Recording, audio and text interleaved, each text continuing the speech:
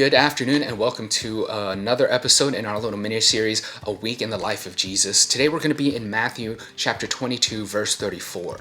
If you remember from yesterday, we were diving into, again, Passion Week and looking at what Jesus was doing during each of the days. And yesterday, Monday, we saw that Jesus entered into the temple and he cast out all these people.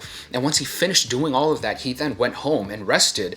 And then the next day, today, we see him go back into the temple and he begins teaching. And so what I wanted to do was just dive into one of the teachings that Jesus taught in the temple and kind of see why this is so applicable to our lives right now, and also, and again, in preparing our hearts for Easter Sunday. So let me go ahead and read again. This is going to be Matthew chapter 22, verse 34.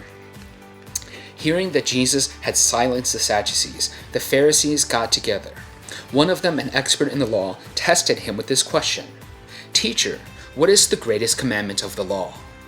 Jesus replied, "Love the Lord your God with all your heart, with all your soul, and with all your mind. This is the first and greatest commandment. And the second is like it. Love your neighbor as yourself.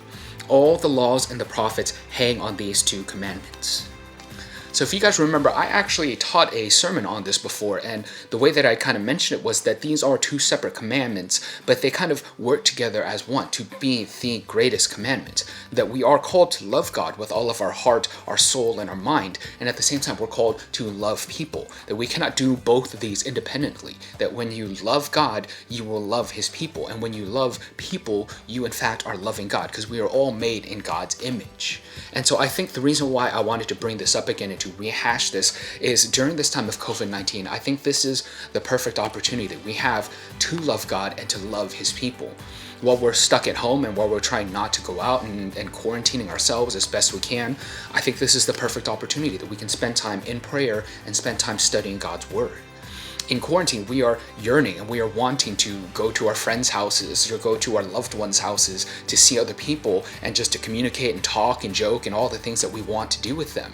In that same way, this is how God is to us. God is yearning for us. He is wanting to speak with us, to spend time with us, and just to allow us just to better love him. And I think this is, again, just a perfect opportunity that we have to pray and to spend time in communication with him and telling him of the things that are driving us crazy, the things that we want to do and the things we're excited to do when we can get out of here. And at the same time, again, this is a perfect time where we can spend reading his word and learning about who God is and what he's taught us about himself and how he'll continue to fulfill his faithfulness to his people and to us.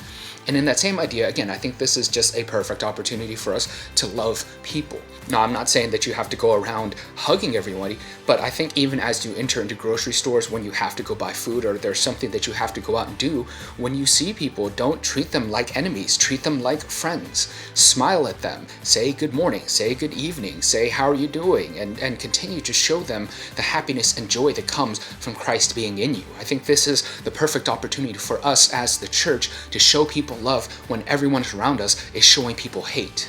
And so I think this is what drives us towards Easter Sunday, right? Is showing people love as Christ has loved us. And with that, we want to go and put up another reminder here. This is our Easter link here at the bottom. Again, encourage your friends, encourage your families. We want to see as many people join into our Easter Sunday so that we can continue to tell people about who Christ is and why we have this joy within us. So again, we look forward to seeing you guys tomorrow for the next episode.